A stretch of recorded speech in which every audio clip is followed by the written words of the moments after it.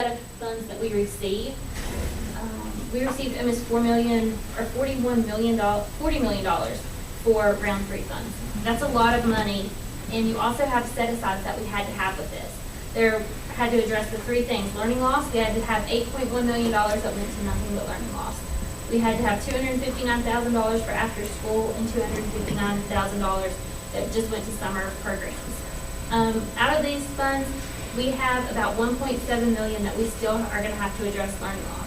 So even if we have this extra money, we may have extra, if we're not meeting these 3 criteria, we don't get to spend that money. So we do have a little bit of money left that we're going to have to spend. We have about $5 million that is left over after we've met these 3 criteria. And Leslie and I kind of talked about that this evening, about what our plan was for that. I think there's a couple areas that we can take care of that money to make sure that it's utilized in the best way for Mercer County. Again, with these funds, we have to make sure that we're drawing these down, because that's a lot of money that we can be getting interest. And if with interest rates the way that they are right now, that's a great way for us to set aside a little bit more money. So with the money that you said has to be used, who comes up with the recommendations, like the learning loss? Is that something that you guys So when look at? when the guidance came down from the state, what happened was every county had to go to the state and present their plan. Yeah. So Mercer County does have a plan for how they were addressing, or how we address learning loss, how we address our summer program and our after-school programs. We can make changes to that plan, but it will have to go before the state again, and we will have to make those changes in our original budget to make sure that it does comply. And there are restrictions with that funding. With COVID, they want to see something that is going to be substantial if there were to be another pandemic. Outdoor classrooms, we had made a comment about outdoor classrooms, or we kind of talked about outdoor classrooms, because that can be twofold. Outdoor classrooms is something that is supported with art, but it's also something that we can piggyback with child nutrition, because we have the food truck that's going around, so you have this opportunity to use all this, and we're getting this funding here. It's just a great opportunity for our kids. And I know I had the opportunity to see the food truck this summer, and that is so cool. It was a great opportunity. So if we're meshing and braiding these services, it's just going to make our county even that much better. So you say there's approximately $5 million that's still available. But is it designated under this plan that we had to submit to the state? It is. And you're thinking that may need to be redesignated? Exactly. Okay. And I have, we work with Mr. Browning, Mr. Obviously. and Dr. Atkins primarily before we suggest or anything, and with Mr. Atkins too. But right now, we are recommending that we address the HVAC at Woodville Intermediate because we had some issues with air quality there last year, and we think the turnaround time is getting tight. So that's one of the things that we haven't definitively decided, but that is how we'll do that. And we present these budgets to Dr. Atkins and Mr. Browning, and just to update them on how they are the ones who determine for learning loss, how we spend this, how they do that. Dr. Atkins developed the plan for the summer program, and we just provide the funding. At that point, they do all of this. You tell them, here's the money we've got, here's how we have to spend it, now you tell us what we're going to do with it. Yes, that's pretty much it. Gotcha. Yes. So for learning loss, we've primarily used those funds for additional staff, is that right? After-school tutoring programs. Okay. Summer programs. Summer Okay. Summer bus programs, those things. Okay. I'm glad you said what you did, because I remember the last couple of years, when it came time for head count, For staffing, we were yeah. getting money from this for staffing, so where are we That's going to run out, yeah. We were told that it's either this year or next it's going to run out. We don't have enough people as it is. So, Lauren and I looked at that today, and we haven't even presented this to Mr. Toman or Mr. Browning or Dr. Atkins or Dr. Philippek yet, but we have analyzed where we are from a headcount perspective as well as a funding perspective. But what this does is say, if we're fully staffed from day one, this is how much we would be over or under. So after we see, where staffing is, because you always have ups and downs and open positions, et cetera. We do have 92.7 positions in this ARC ESSER funding that equates to $5.7 million. We spend everything we get from state aid already. We actually are over a little bit in Fund 11 and 12. Fund 12. We budget that we will spend all of that because there's salaries and fringe in the levy as well. So it just really depends, but we could potentially, worst case scenario, there's $6 million that's funded out of ARC. There's three groups in that, right? You've got the professionals, and you've got bus drivers, and you got custodians. No aides in there? Okay. All right. So, efficiencies are a great opportunity. Travel Tracker is we're putting that in, looking at efficiencies and looking at things. Mr. Browning and I have already spoken with Dave Rose and with Dr. Vaughn and Brett Murphy on Travel Tracker. Once we get that up and running, there could be some opportunities there that we might do some things more efficiently. But we will, before staffing hits, Dr. Philippek and Dr. Atkins, we're going to have to look at these positions very. We knew it was coming. It's a levy tax. It's not a- Certainly. Yeah. I get it. Yeah. So, Let's move on to something nicer now, okay? thanks for pointing that out. We had a great year last year.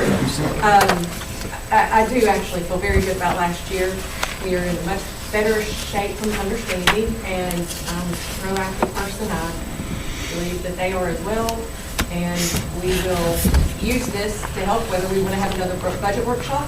We might want to do that before we even start the budget next year, maybe November, December, before we start staffing and the budget workshop. Maybe we could do it a little bit earlier so we could look at that. But then we would have several months of actuals to see where we're running budget to actual as well. Did you say 90 positions or 90%, 92% funded? I'm sorry, 92.7 positions. Yes.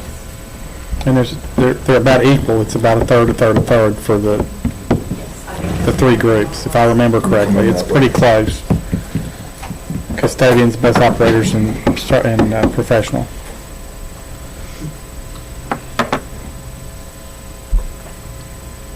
And again, that is worst case scenario, I want to say. We did not end last year with that much coming from there, but And Leslie, I'm going to go back to it again, something else you said if these positions were fully staffed. yes.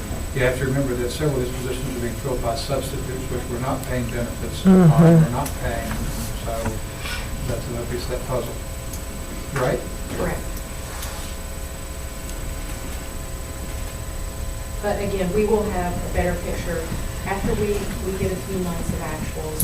We just had one payroll for this year so far, so we don't really know where we are. If you give us till November, December, we'll have a better idea.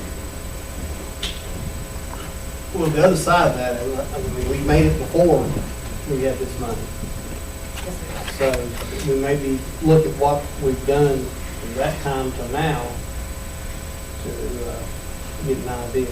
The cost is not what it was then either. I mean, when you got a school that pre-COVID is 14 million and after COVID is 27 million, gas is, they were touting today, gas is below $90 a barrel. BP, and all the other things. Look what the cost of food is. I mean, everything has gone up except budget. Well, except budget money. But that has two, though. Well, the budgets have gone up, you're right, but I guess the income part of it. Yes, and PI has gone up significantly. Liability insurance, Liability insurance. significantly. That's something in here. That was a big hit. That was a huge hit. So, again, I do think if we could meet November, December, that might be having the knowledge that we have now will allow us to. I think having a budget meeting at that point is appropriate. So- When you're ready, Two. you just tell Mr. Timon it's time, we need to do it, and we'll get it scheduled. Okay. Thank you. And I will also say, Dr. Philippe is working diligently on the certified list. Lauren is as well. They're working together to help us maximize our state funding. You know, the more accurate and the more we submit that we're paying, the higher the amount of funds we'll get back from them as well. So that's a critical part for next year's funding as well. And we'll know we're a week away, 10 days away from knowing our numbers this year, right? October 1st. So, well, even closer than that, which is a big one. I mean, that, Do we have a guesstimate on last year versus this year? Is there an increase in student population? I think it's really close. yeah. Yeah. I don't know if there's a significant difference. So in I was there's gonna a $5 say- million hole. It's a dog fall, right? So you know what that is. I do that. I say that to people and they're like, what's a dog fall? I'm like, I swear. There you go. See, I didn't hear you. a dog fall. Dog fall? Yeah. I've never heard that either. What's on dog work? You never heard of it? I guess I hung around a lot of old people when I was growing up. I did too, but It's a wash. So did I. What's a wash? It's the same thing as a wash, right? A dog fall. You should've just- Because I was taught to say dog fall when you say wash. Oh, okay. That's what I grew up around. So I'm gonna go dog fall my hand. Yeah. Different kind of wash. Thank you. Thank you all. This summary sheet is very helpful, so thank you for I that. think it's great, your staff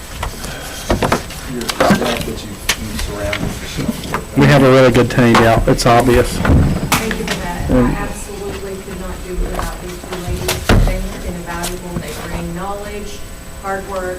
Jordan is a comedian. She keeps us on our toes every day. She will come in and say, she was an expert at First Community, the most senior, knew everything, and she comes in here and she's like, I don't know what I'm doing today. But we're learning together, and she's very good about digging in and researching and asking questions. She's been, both of them have been It's very detailed, and I particularly like the summary, although I'm going to have to look at it a little longer because I got some questions, but I don't want to ask any questions till I've worked through it all. But am I accurate or inaccurate to say that we have about $8.2 million in investments that is ours? It belongs to us and we can use it as we choose. And the rest of it's going to Timberwood. Is my math wrong here? Okay, well, that's even better. I mean, as long as you're saying it's not less. Just say yes. All right, well, what you gotta do, Leslie, is say yes. You've gotta learn to just say yes, that's correct. We have it. Oh, that's fine, yes, that's. All right, we have at least that much. We do. That'll work. Absolutely correct. There you go. It's that much. Yes. Not that I wanna spend it, I just, it gives me a broader picture. Absolutely, yes. And that's one of the reasons we want to dig a little bit deeper with Subtle and his name's Jeff Davis. Apparently he's very, very knowledgeable about weeds. Weeds is horrible, I'm just gonna tell you. Nothing balances, nothing matches. It's very horrible. Yeah. So, Been that way for years. And Jeff's the treasurer I can't in imagine. Tyler County. Oh, Been okay. all over, Oh, okay. all over the That's state good. and has constantly helping treasurers and doing some things. Good. I know That's great. I utilized him in Ritchie for 3 years, so. Well, this is we hope not to use helpful. him long-term. We hope that he will teach us, and we are very open to learning. And But his recommendation come from Krista Weiss with the auditor. Okay, so do any board members have any more questions on the unaudited financial report? All right, so is there a motion to approve? So moved. Second. So there, Either, whatever. Take all right, I'll your pick. just pick one, two. All right, if there's nothing further, then on the motion, all in favor signify by saying aye. Aye. Opposed likewise. That motion carries 5 in favor and none opposed. Board Amendment number 102 is the audit committee appointment in accordance with the procedures manual that governs our behavior. The Mercer County Board of Education is required to appoint an audit committee, which we have done. These are for 2-year periods. Because of Joy Hubbard's retirement, we need to replace her position. The superintendent is recommending Laura Crook, the director and professional accountant, to be appointed to serve the remainder of the term. Is there a motion for approval? Is there a second? Second. There's a motion and a second. Questions, comments, or discussion? Yeah, does the title that's on these people's names make a difference? I mean, is it a big deal? Because now Leslie is our head person in charge, and then she's got Lauren. That was last year. Lauren's taken, I know Joy's spot, but does it really, is it a big deal? Does that matter, make a difference? I just pulled that from last year to say, understand. this is what you approved last year. Yeah, I remember. So I don't think the title matters, but that's where that came from.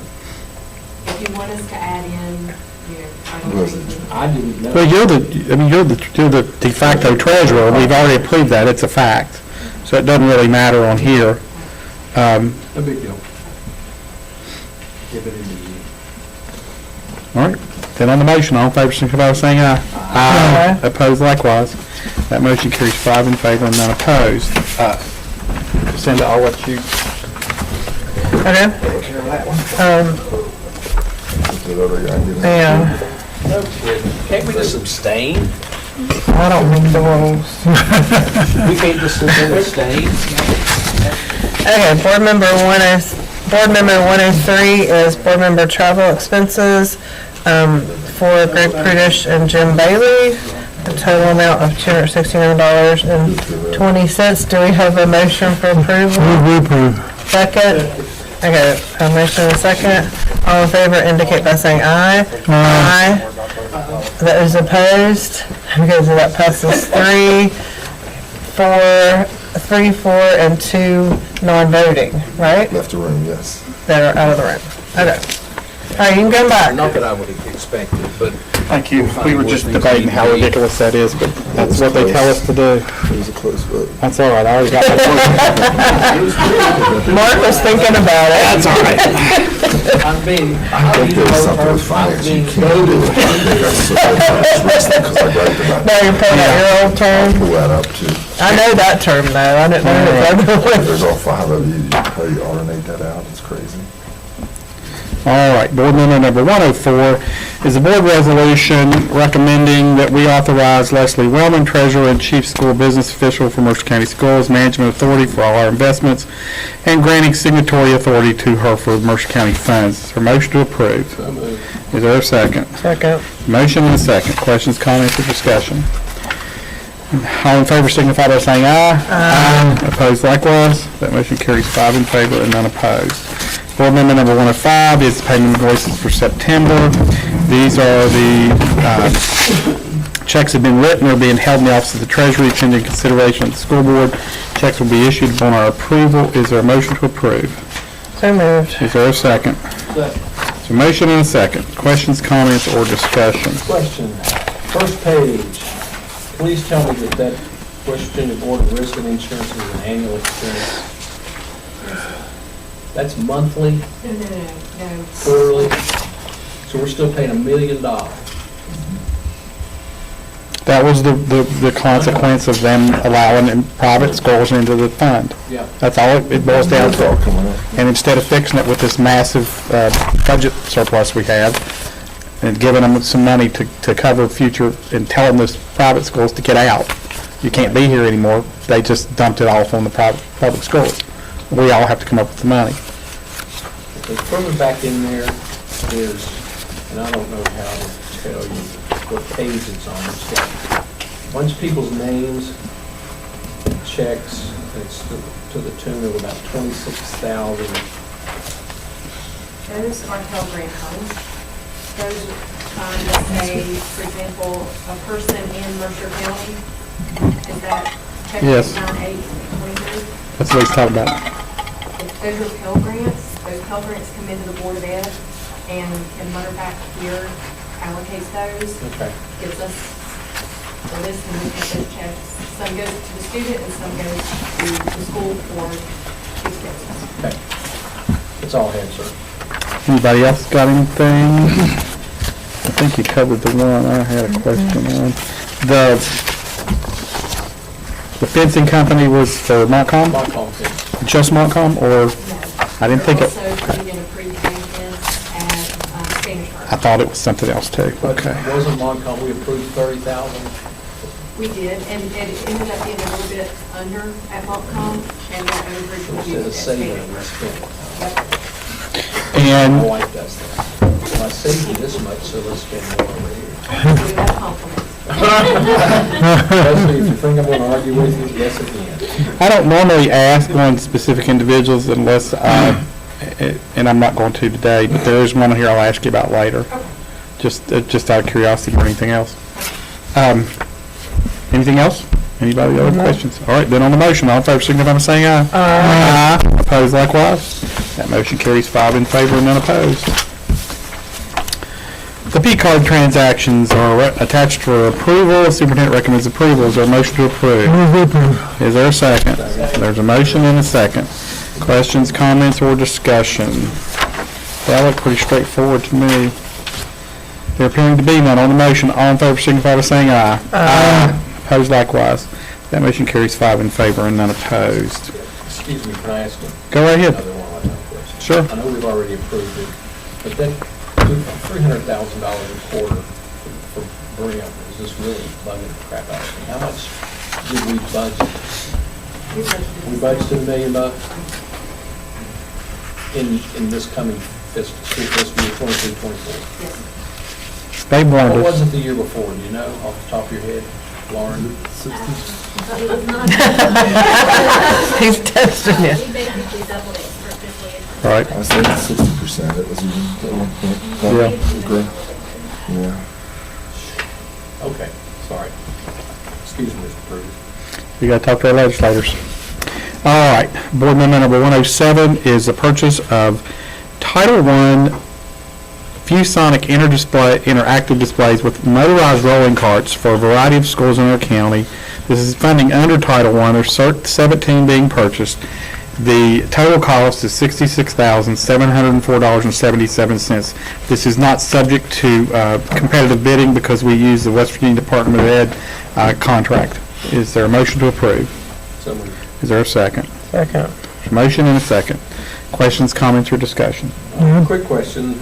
You've got 1, 2, 3, 4, 5, 6 schools on here that are not listed to get anything. Is that because they don't need them? They already have. They already have? These are the classrooms in Title I schools that hadn't already been replaced with this newer model.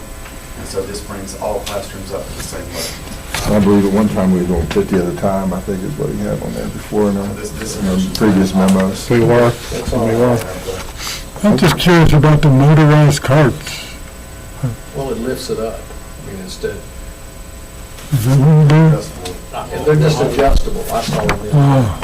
I picture them turn on the motor and roll them back. Like 4 bars down the hall. Can't push that thing. Okay, that makes more sense. There's nothing else than on the motion. All in favor signify by saying aye. Aye. Opposed likewise. That motion carries 5 in favor and none opposed. Board member number 108 is the purchase of 52 HP laptops for robotics through Title I and Title IV. Cost per device is $1,363.38 for a total cost of $70,895.76. Like before, this purchase is through zones using a state contract, so competitive bidding is not required. Is there a motion to approve? So moved. Is there a second? Second. It's a motion and a second. Questions, comments, or discussion? Gary? Yes, sir. Is this all for the new participants in the robotics program?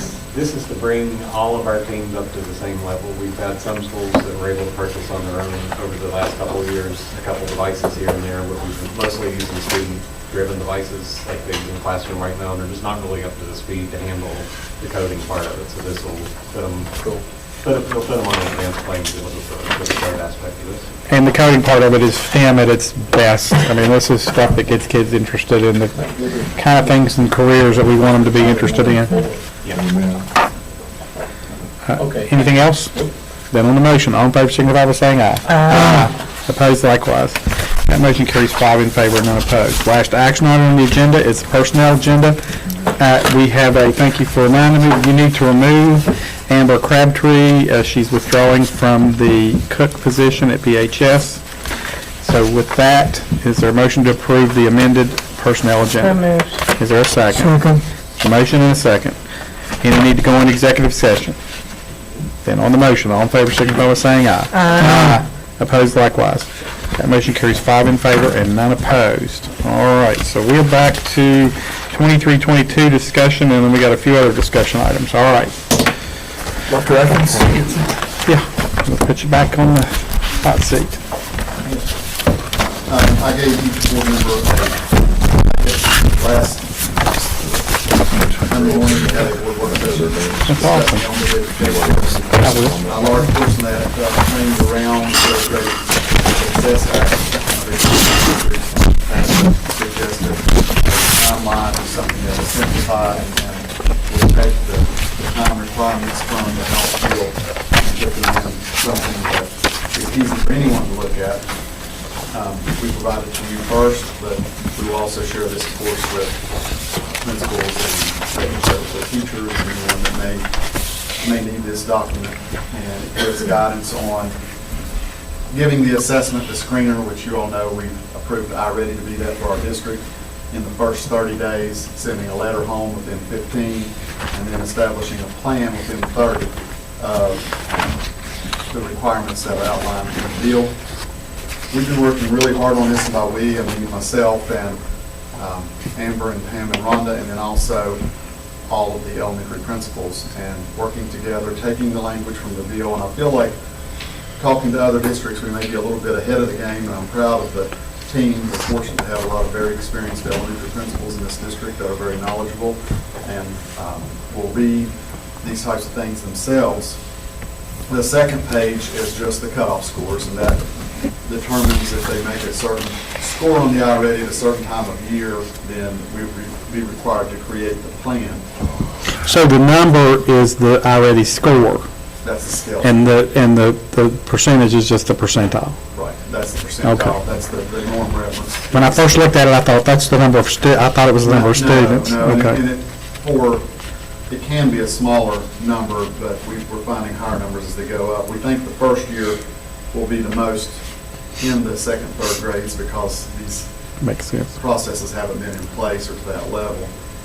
Kind of rushed on that first page a little bit on the timeline. Any question on that? And Amber, right, she did the work on this and doing the formatting, those types of things. And she did a really nice job. But just to try to simplify that, we put the plan in place, look at it and review it no less than beginning, middle, and end of year. But in most cases, it would be more often than that.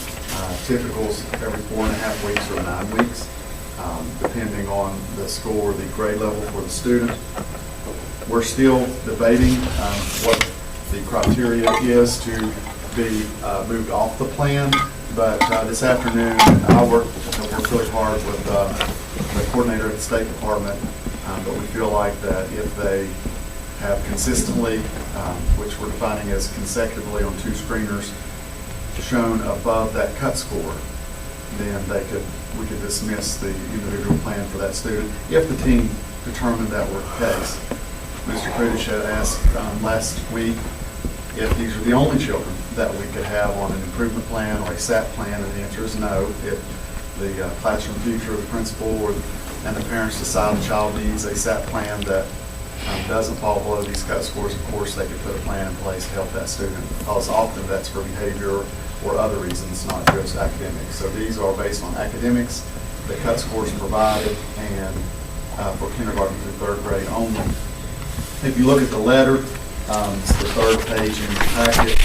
It does meet, there are very specific requirements in the House bill that are required to be in that letter. Of course, the opening paragraph kind of explains what the bill is and what it's to do.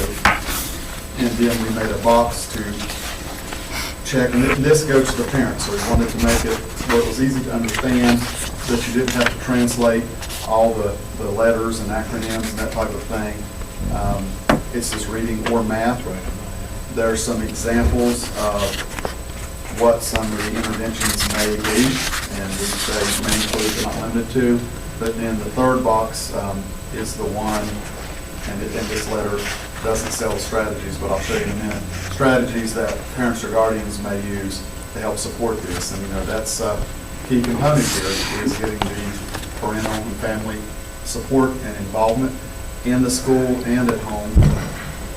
And then it does mention below that about the students that are in kindergarten this year that would be in third grade the 26, 27 year may not be promoted unless they meet these requirements. There are some exceptions there if they were to have an IEP or 504 different plans, we would put all of that in there. We did create a plan template, and again, all of these things we pieced together from the language in the House bill, and then we took input from the principals, and they do a really good job of helping make a good document. I was very impressed with them, and again, we have a lot of elementary principals that are 10, 12, 14-year principals, and that really makes a difference. This meets all the criteria. Again, you can see, you mark the deficiency, will include the data there. Research-based interventions that the school will put into place. We have some examples of individualized instruction, small group instruction, tutoring, mentoring, use of technology to target specific deficits. Now, that would be primarily already, That right? is primarily already. Those are the learning pathways that, again, are aligned with their own diagnostic that would target their deficits. The next box on the second page, again, an important one that we had a conversation during our work session about is how can parents help? What can they do? And to me, that's hopefully a game changer here. And we did include some suggestions there of what interventions may be, because we have a lot of our students that are being raised by grandparents or even great-grandparents. I have met with them as principal, do not feel like that they can do certain things, that they can make sure that there's 30 minutes set aside for homework, or that their children are reading or working on their laptop that we've sent home. But the last one I think is the most important, is we need families to commit to supporting good school attendance. And we have such a problem with chronic absenteeism, and that's something that we're really going to try to do a better job with this year. The next box is just the evaluation. Again, if the goal has been met or exceeded on 2 consecutive screeners, the already screener, then we could dismiss or pause the plan at that time. If appropriate progress is being made, then we could continue the plan or revise it if they wanted to. And then if the goal has not been met, then they would look at changing the plan. So did note there that it's no less than 3 times a year. And then put a section there just for additional notes, so that there could be other variables contributing here, such as health or travel or family scenarios. We know we have a lot of trauma-sensitive issues and social emotional issues in our schools. Just things that we can make notes there, and then what other services we're using to support that. That wouldn't necessarily be a reading and math intervention, but makes a big difference. So I know I went through that really quickly, but questions about those documents? This will be an in-person meeting with the family and teacher and administrator? It'd be administrator designee. Okay. These numbers are large in some places. So it could be like a numbers. So school counselor or? Give them an example of one of the headaches of a school size, if that's okay. Is that fair to say, approximately how many? Most schools, it's a fairly manageable number. Princeton Primaries is pretty significant. It's about 150 kids. Oh, wow. But the principal has been very positive, and I appreciate that, in that she said we will attack this, and we have the staff to do that. She does have 2 full-time school counselors and an assistant principal. And so I appreciate her attitude toward the task at hand. The others aren't.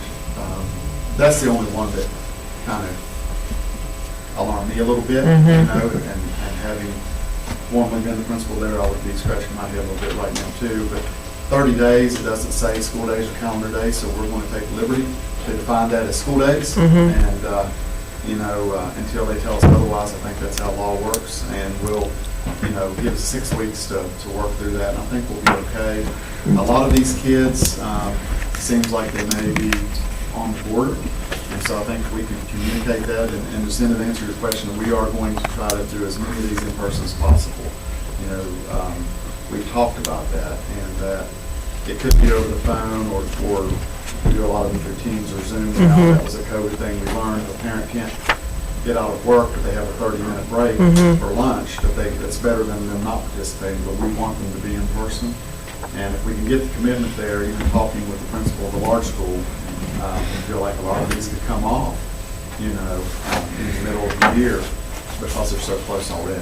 And we've experienced that before with after-school tutoring on what we call bubble kids, you know, the kids that are really close. And, you know, just that little bit of extra attention does make a difference. So we're hopeful, and again, it's been very much a team effort. When you do the attendance, we're gonna have like just a general statement, or are you gonna have an actual number? Well, what we're measured on, and what we're going to look at on October the 17th, and Mr. Lippincott is going to address this, is, you know, we have a huge problem with chronic absenteeism, and in Mercer County, in West Virginia, in the United States, that is a post-COVID issue, is missing 10% or less of the school year. So it's 18 days or less, and we have a huge problem with it, with students missing more than that. So our target will be, which is equivalent to 2 days a month, you know, if you really break it down. And that will be our target, will be to remain below chronic absenteeism is a good place to start. And Mr. Lippincott's going to spend some time with all the principals, elementary, middle, and high, to talk about. I'll send this out to you to look at. That's one, I think, the best strategy that we There's can chronic are do for anyone 35% to of have them children in are school. chronics overall, but again, they've been told to stay home. How do you change that too? You know what I mean? That's the hard part. I'll send that out to you all tomorrow. Well, people get, maybe they get the flu and they're out a week. Right. So The highest that's takes what a lot of parents fail to understand, they think 18 days. That's the middle. We did a really But good they don't job. realize it's 18 days. That doesn't include a week for the flu and a week for this or that. But before COVID, I think this is probably a good part of that. How do you get 'em here? We did a really good job about teaching our own staff and families about attendance and how what you're talking about can happen, and you don't realize it. It's a day here, 2 days there, and it's May, and you miss 25 days of school. Exactly. And so you have to educate them on that piece. Well, County has- and one of the challenges that we've created for ourselves, and I say this as a system, is post-pandemic. During the pandemic, we told people it was okay to stay home. Yeah, And you can make up the work, and we can do this, we can do that. and don't come if you're sick, yeah. Well, we said don't come to sick, but we also said don't come because Mark's sick. Yeah. We're in class with you. Right. There's nothing wrong with you, and we told you not to come. And now we're paying the price. Yeah. It's a cultural shift that happens very quickly, and that we have to take, it seems like it's going to take more time to rein in. What were the numbers before COVID? I mean, we had to have a pretty robust truancy program in Mercer County before COVID. Amanda can speak to that better, but the chronic absenteeism was much, much less, and she had worked hard and has those numbers.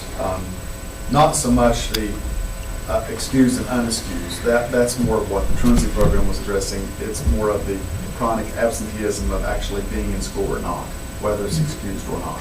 That's what we're measured on. And Mandy has those pre-COVID numbers, but I can't remember. I know they were much better. Last year, the county, we were 27%, 28%. In the 20, the upper 20s. Chronically absent. But which was we were a couple of percent below the state average for that, but still it was about a Almost 40. one of every 3 kids It's missing more than 18 days a year. That's crazy. missed more than a 10th of the school year. It's nuts. We got an update today that I'll email you guys later here, that where we're at for this first 2 weeks. 21%, I think, is the county, Yeah. after the first month. That's only because some of the schools are doing better. Well, but that's what is skewed Yeah. right now, because this was Mr. Godfrey said. You know, if you think about a child that has, we've had a low episode of COVID, we did the flu starting to go around, we've had 20 days of school. If they had one of those events, they missed 5 days, so they're already chronically absent. Right. For that time. Yeah. for But that. by the end of the year, they may not prove to be. Exactly, that may help. That's true, too. I didn't think about That's where that. we'll probably start there. That's a good point. But, you know, we had that conversation, a week or so ago about, a specific situation, but the conversation with the parent was, if they're out for this amount of time for this, you have to realize and make a commitment for them to be in school and have good school attendance for the remainder, because it's about being there. I think we need to be careful about giving, like, you can miss 2 days a month and then still be, I think we need to get away from that. No, you need to be in school every day. That's right. And you need to save your days if you're actually sick. Right, because if we tell you miss 2, and you miss 2, you miss 2, then all of a sudden in March, you get the flu and you miss 5. Yeah. And then you're way over. Well, it goes back to that, what I've complained to our delegates about is not having teeth. The failure of the school system to have teeth to actually do something to get the parent, because, I mean, truthfully, let's face it, if the parents' attention, if we have their attention, the kid's probably going to show up. They may skip once they get here, but they'll show up. And that's where the transfer program was so effective, because the judges would look at the parents and go, you're the one on the hook, not the kid, now it's you. You better get them there. Or, and we don't have the or. The student came in today and said, what did I miss on Friday? My bus didn't run and my aunt refused to bring me to school. So, you've got those numbers that Well, those are a little bit different. There are some things that are some flexibility available in coding. If a bus doesn't run, there's a code there's some scenarios there that wouldn't count in those numbers, but still for the child, we're trying to they get missed a day participation and of- help from the families, and the aunt says, I'm not taking it. And Mr. Browning and I both have talked to families in those scenarios, and some don't have the ability. This one did. But it has gotten better. She did, she told me. I asked her, I said, well, why didn't she bring it? Because she didn't want to, she didn't want to get out. Well, we hired some more bus operators this evening too, so hey, It has gotten better. yeehaw. Oh, and that's a great segue. We've got 2 guests in the audience. Guess y'all didn't expect that to happen, did you? These 2 young ladies are in elementary education majors at Concord University. Oh, And they're planning on staying in Mercer County. Are you both Pikeview graduates? Yes. Both Pikeview graduates. See, we grow our own. We love it. We get much better results when you grow up here. There you go. Thanks for coming this evening, and thanks for Yes. picking education. It's important what you're going to do. Stick with it, even through all the aggravation. As you can see, there's a lot of aggravation. Okay. I'm sorry, that was a good segue was into that. good. So, go ahead. Anything else, Dr. A? No. Mr. Browning, anything else, administrative updates? Mrs. Harrison, anything? No. Mr. Atkins, great job. Team. Yeah, that's, Again, it's a team effort, just thankful to the help and really, really good principals. Mrs. Wellman, anything else? What we've been doing. I know.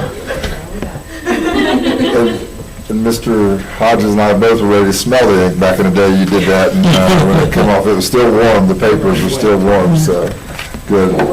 Then you remember that, smelling the ink when it come off, so that's why I said certain people, All the way back to the classroom. all the way back. So any of your staff, That's a great for So the red when the teacher said. Leslie Moore, and Mr. Jordan, anything? No? Mrs. Bell, anything? Couple things.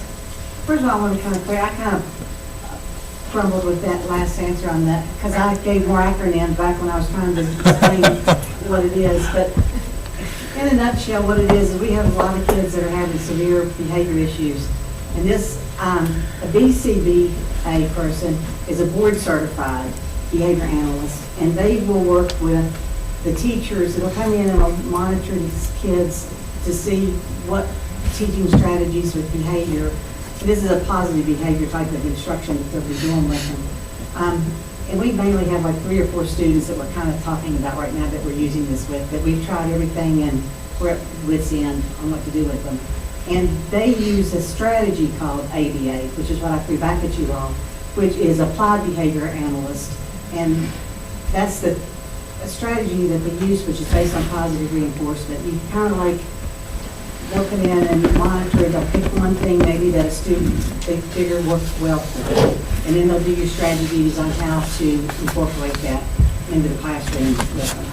And then the registered behavior technician is usually like a peer professional, someone, they are coming with this company and they'll be working with us more than the BCBA will. Once she comes in and sets up the model, then the technician person will come in and guide the teachers and work with the teachers on how to enforce it. So, I just want to do a little better job than what I did a long ago. That is more clear, thank you. That's right. So instead of keeping going ABAs and all that at you. The only thing is, in the work session that we had the other day, we didn't get to the LSICs. Do you all want me just to kind of highlight that today?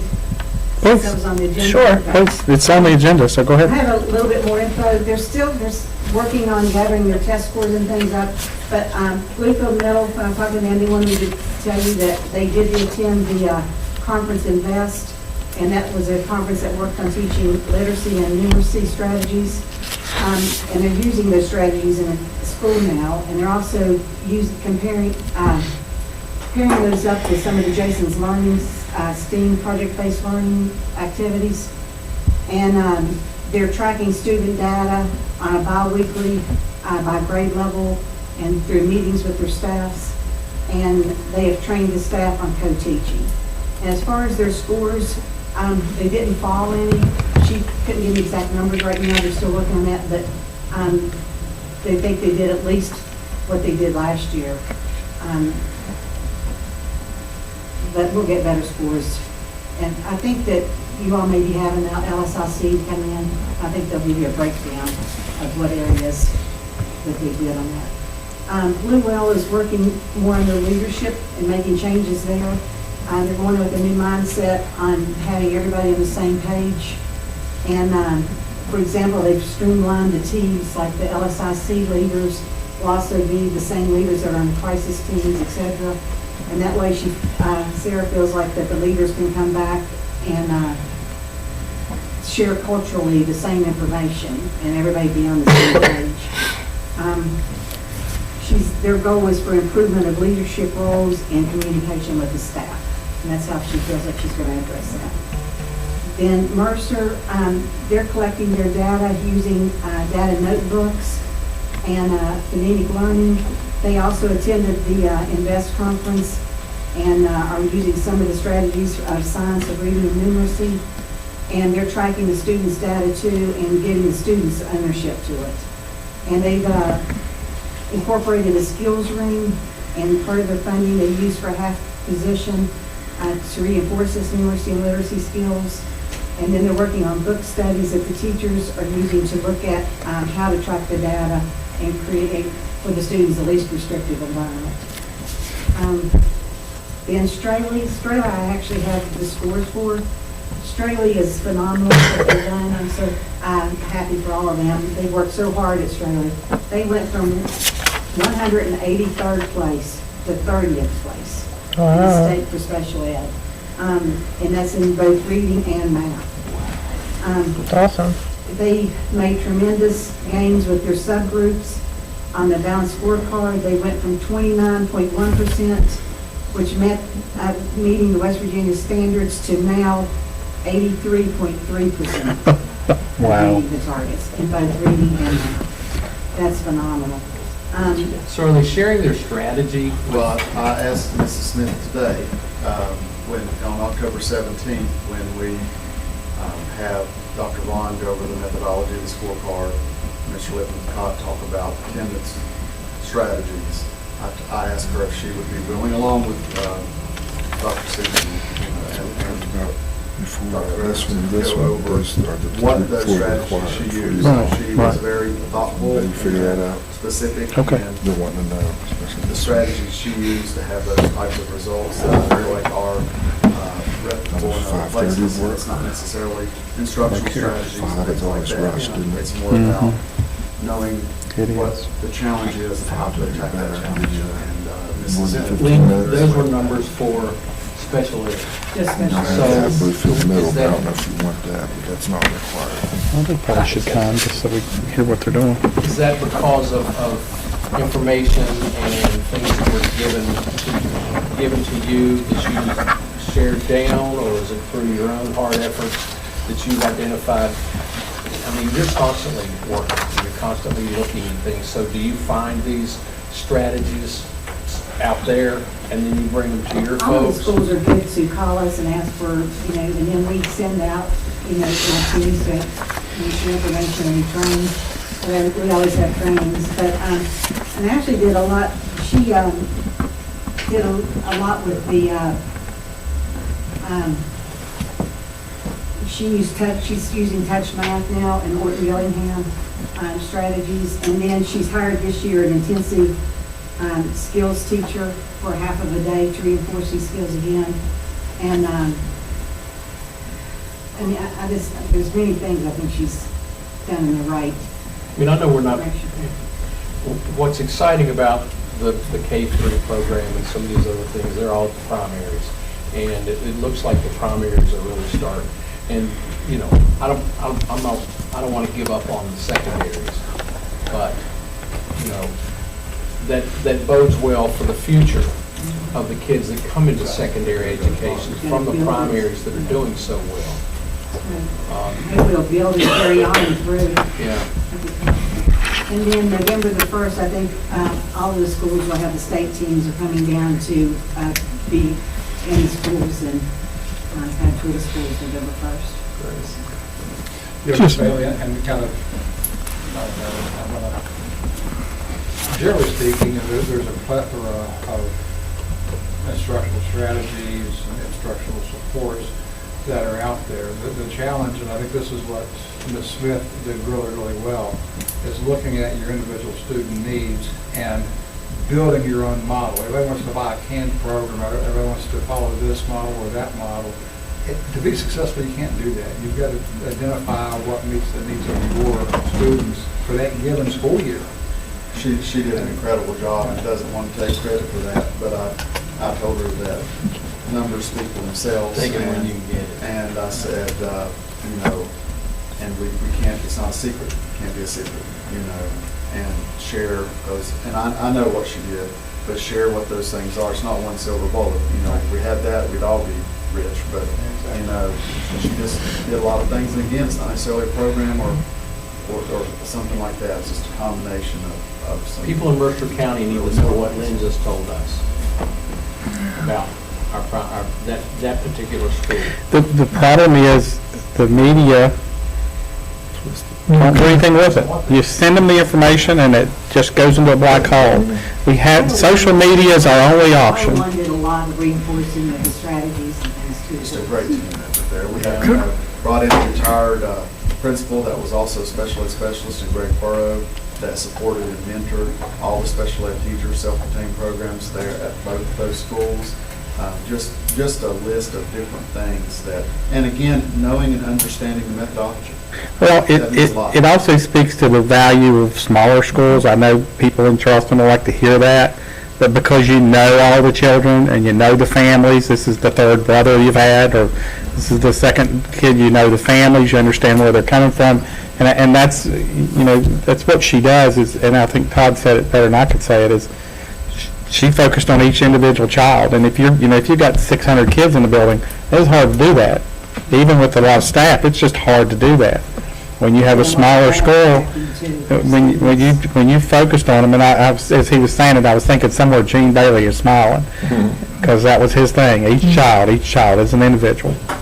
But I think there's, I think you have to give people a pat on the back when they do well, and I think that's important because it's hard work, and I just wish we could get the media to pay attention, but well, let's face it, they're dying anyway, so it doesn't, where most people get their news. At the BDT is one call person. She is, but we said, when was the last time you saw anybody here? I mean, do they even post? Yeah, there's something negative going on. I have a question. Is Straley still deeply into the trauma-informed school? That they all did, yes. I think they're more than most. You don't think so? I think they do a good job. Okay. I like dipping And in. they have a good answer. It's a good answer. And I agree with Mr. Prudick. I'm a positive culture guy, and I believe in giving credit where it's due. And again, Ashley and I had a conversation this afternoon that I don't want to put that in a box. You know, share what you know. Right, and if what you know is you have to look at each individual child and dig down. Knowing which pieces of data are the most important, which ones you can move the child and making those informed decisions. Right. That's the key element that these decisions are administrators, is how you make those determinations. Awesome, I like that kind of news, that's great. After, that's after the 90 positions we gotta worry about, we get good news. Education, one of them's learning, so. You didn't create the problem, you just get to tell us about it, right? Say that one more time. But I wasn't going to share it. I wanted to Exactly, share it. that's all right, we knew, well, hey, we knew, he's asking because we already knew. We knew that was We coming. know the time bomb's ticking, we just gotta figure out how to deal with it, and we will, we'll figure it out. Dr. Phillips? Well, I feel like that I will be going on a leave of absence during that time. We will find you. Crashing down. I just have a couple of things that, so the certified list, that's taken up probably 80% of my time the last couple of weeks. And so unfortunately, that doesn't leave me a lot more time for anything else. But we're working hard to get that completed and corrected and submitted on time. The good news is we will be interviewing 3 bus drivers on Friday, so that'll add some additional people to our listing. And saw Mr. Cruz when you've been on our frontline central forums, trying out a couple of our forums, and I appreciate you doing that. I'm supposed to, aren't I? Pardon? If I'm a 5202, I'm supposed to, aren't I? You're supposed to. That's what I thought. I'm thankful that you're using that and trying out the forums, because I think that's really going to be an added benefit to our employees and the Yeah. efficiency of what we do. So It will. Anything else?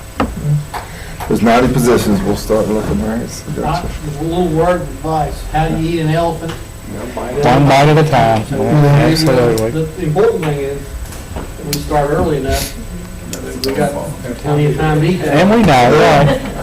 And we did a little bit last year, so. I think We the did. beauty of this, we did take a strong look at positions this year through staffing, and so that's helped us manage it a little bit at a time, like we talked about in spring.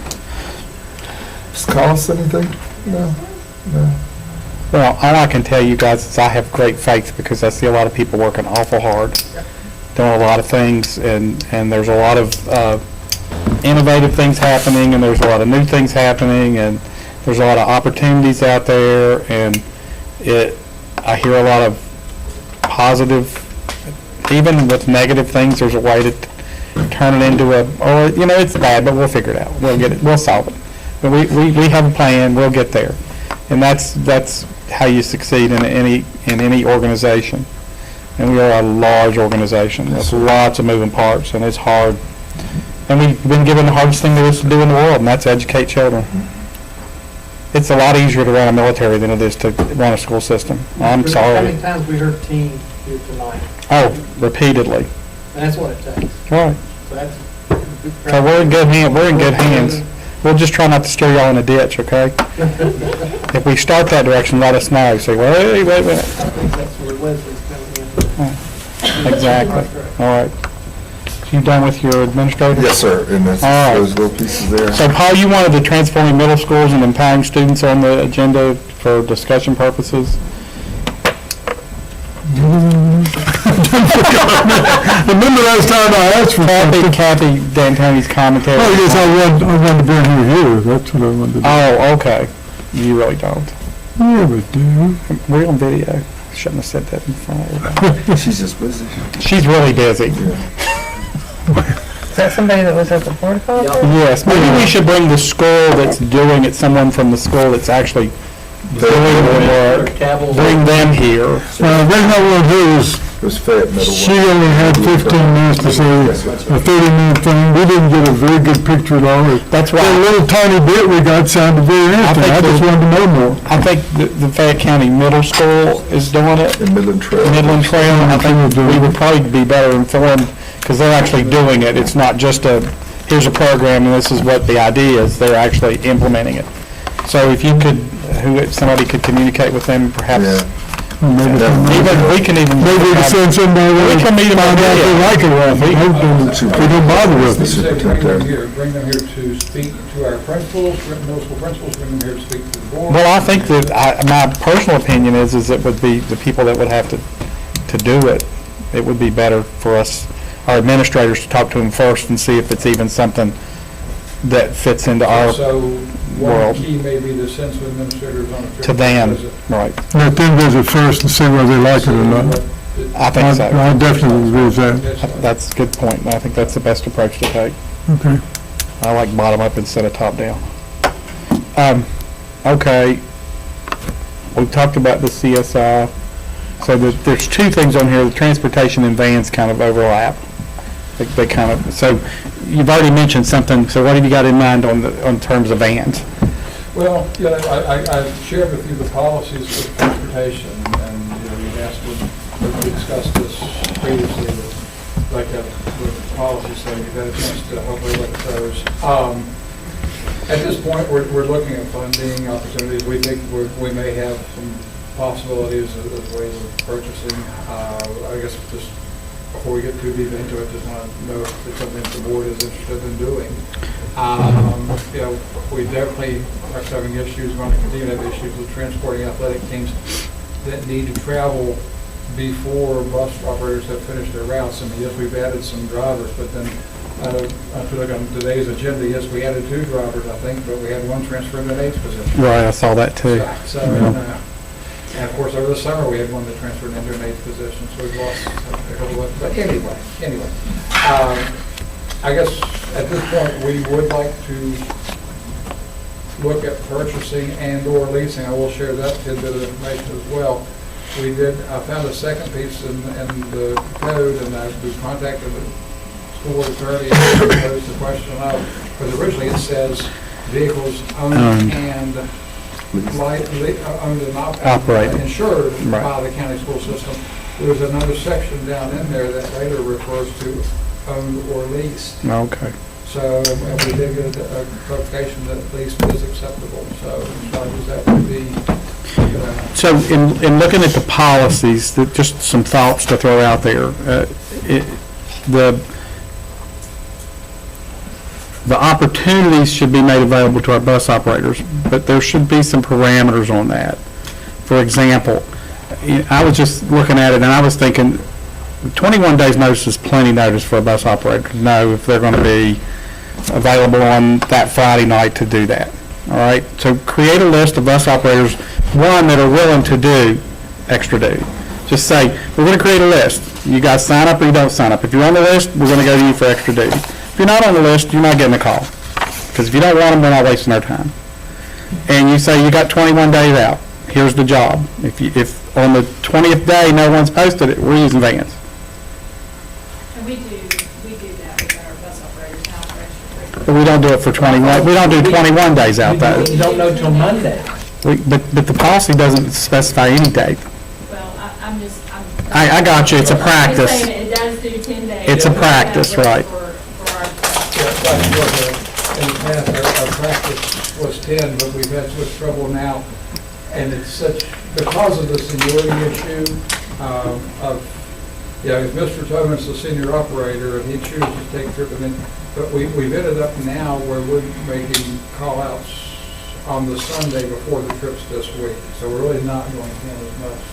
Well, and what you find is when a bus operator finds out that there is another trip, say that they've accepted a trip, but the trip that is shorter, not getting paid as much, they know it's big trips coming down the pike, they'll cancel that one that they have. We shouldn't allow that. Our policy should not allow it. The policy should say if you accept a job, you cannot refuse it. And if you refuse it, then you're removed from the list. I mean, there's ways to, Cycles through the seniority out there. I get that.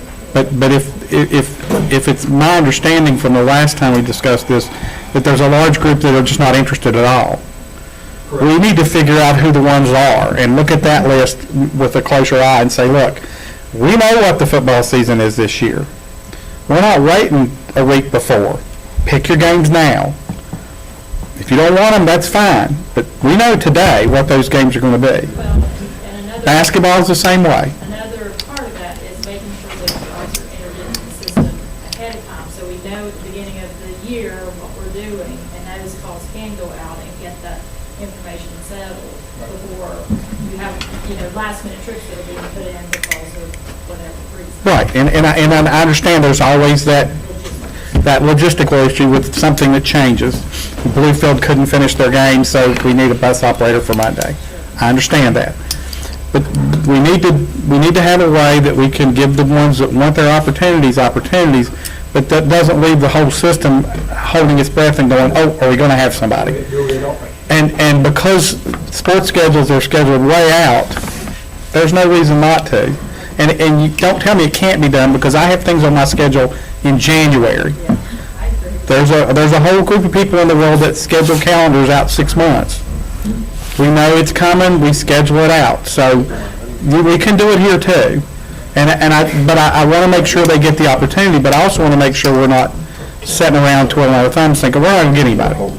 So we get enough bus operators, when they finally understand the system, then they may say, we like this, or we're just not going to do them, in which case we just buy more vans. Well, one of the things, and I'm trying to think how to say this, when we look at Fund 11 and Fund 12, and of course Fund 12 being the excess levy, right now we pay extracurricular travel expenses out of the excess levy. Right. And who knows what the future might bring in that regard as well. So, obviously, van transportation, if it comes down to that, would also be beneficial financially. Right. Will the expense of the van be borne by whichever school is using it? No, it'll be through the county, and it's twofold. That's one of the things that you all need to kind of think about how you want to approach it. We can have board-owned or leased vans, okay, that the board would purchase through, central office funds, just like they do school buses. We also have a policy in place, and it dates back to 1957, I think, where booster groups can purchase vans and donate them to the school, and the board agrees to title them in the name of the board and provide insurance for them, but the booster funds would be used for maintenance and care of that van. So, Yeah, that's in here. Groups like that in the we sell booster funds. Yeah, and it was 8150 was when that policy was last looked at. 8150, I said 8150, yeah. That was I know it was Yeah, you were. back in the days when you had, the got one business that- thriving in it's got Bluefield. staff and riding the bus. The It's pretty station cool. wagon for Coach Carl and Coach That was Lamar. soliciting funds when I And, was looking at probably all did the same thing for over here. Sure. When I was in school at Princeton High School, we had 2 vans, a white van and a blue van. We had an old maroon and white Beaver school bus that we drove from the school to Mitchell Stadium on Friday nights. But, several years ago, there used to be at Bluefield High School anyway, I don't know about the other schools, but there used to be a football boosters program. Whatever they did, they did. And then there was a problem somewhere else in one of the high schools in the county. So we went to you can still have boosters, and they can do their own thing, and they can raise money, but it all comes back into the high school to be used at the purview of the principal. And when I say that, those are the monies I'm talking about. Those are still booster monies, and the Boosters Club has some voice in how those monies are spent, the school-wide boosters, along with approval by the principal. And we have schools that have $70,000, $80,000 in their booster accounts, Leslie. So they could purchase or lease a van if they chose to. That would just be designated for their school. or we can have countywide vans, it'd be whatever you want, however you want to push Mr. Brown, it. wouldn't the problem be though, if, the way I understand it, you've got more knowledge than I do though, if we're using booster money, for vans, we'll say, my understanding is that there is no football boosters. It has to be, when you say the discretion of the principal, the principal may, you need to send the golf team somewhere, and then you can't upset the boosters that have paid for the van, because I guess what I'm saying is, it really needs to be up to the principal. And sometimes boosters organizations don't understand that. Right. Because So, okay, school-wide boosters fund, okay? And all the money is going to that school-wide boosters account. Right. And then there are subcommittees under that work, if basing a policy, that work to raise funds for various and sundry. But any money that are, that Nothing will be football done unless she boosters signed up with the AD, generate she's worked out. goes into the school-wide boosters She's in account. charge. Okay, it's not unique to. It's not their money. I'm sorry? It's not their money. It's not their money. It'll still make them mad though if they can use that van. Right. Yeah, but the football programs are never going to use the vans, because you need, Well, haul equipment, they may choose to, as opposed to taking two buses, you could take one bus and put the equipment on the van. yeah, but that would be the only way, because you're not going to be able to haul a football team. No, Be better off. They're gonna really small too. maybe. Most of them do. But I think the sense I get from just the general feeling is, yeah, we need to proceed forward. Okay, but again, proceeding with the board More buying information. 2 or 3 vans and, or individual schools buying a van. Well, the challenge would be- having grown up at Montcalm, I can tell you, they're not going to have money for vans. So I think. So it becomes an equity issue at that point. And you know, that they're just not in a big city. Right. They don't have people with resources. Pikeview's number 2 in that category. And so you would create an issue of haves and have-nots, and it's just not equitable to the kids. So I think even if boosters, that 50 policy probably needs to be pushed aside, and we need to recreate something there that says, if boosters buy them, they become the property of Mercer County Schools, just like anything that anybody donates to us. It's ours now. We'll determine what happens with it. We appreciate you purchasing it, and we'll just let them know up front. If you buy it for Pikeview, that's great, but it might be times when Pikeview doesn't get to use it. Because Dennis Sheets did That's that the question I was for wanting his to hear the daughter answer to. at Graham. He donated a van for the tennis team at Graham High School when his daughter was playing on the tennis team. It became Graham's. because I understand that. If we're going to haul our kids in it, we're on the hook regardless. But and I mean, we should insure it, and we should maintain them even. I mean, I think if they're ours, we should take care of the whole But shebang. that policy was. That was a long time ago. Neither one of us were here. Right, neither one of us were here. Ed, were you here? Jim was.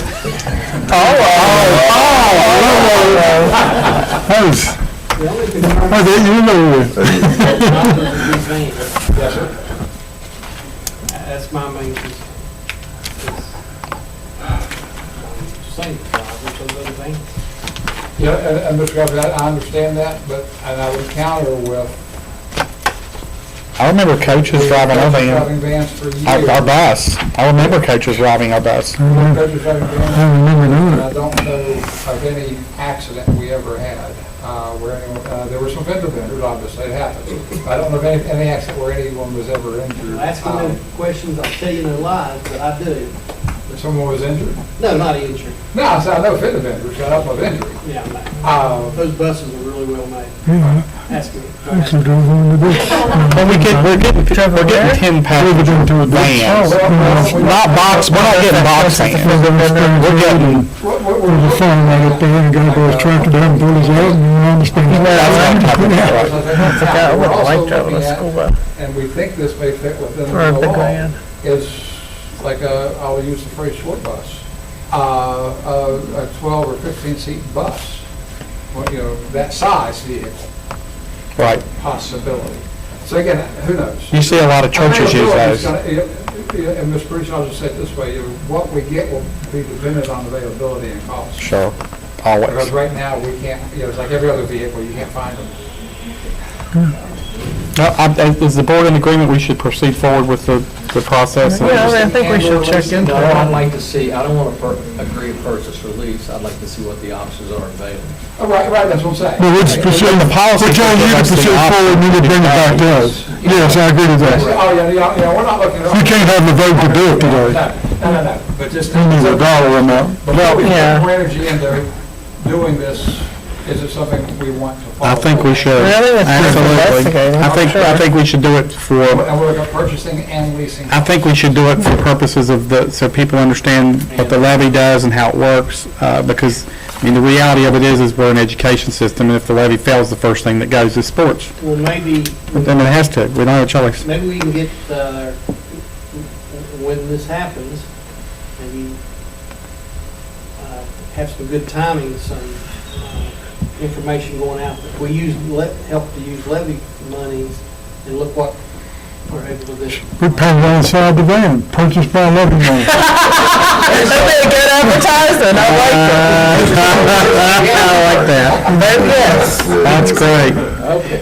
All right, so that's good. So we need to know when the board can come early on the 9th or the 23rd meeting. We need to do our LSICs. I'd like to start at 5, so we're not, We already have a school Compressed. calendar hearing on the 9th 23rd, I'll be in Wisconsin, but I can't. and the 23rd, both at 6. Yeah, but we can, we've been okay on that, so we were like predicting. I mean, I've been to 20 of those, and they last about 45 And we seconds. can even say the calendar hearing's at 6:15, and then say 5, and it gives us those times. But Dr. Atkins, am I correct, Bluebell, Mercer, Straley, Princeton Middle, do we want, Mr.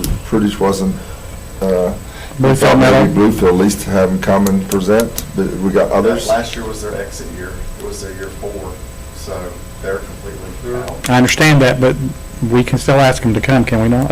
You could have all schools. I'd like to know what Yeah. the process was and how they came out the back end and how they feel about it all. I mean, they've been through the process like nobody else has, right?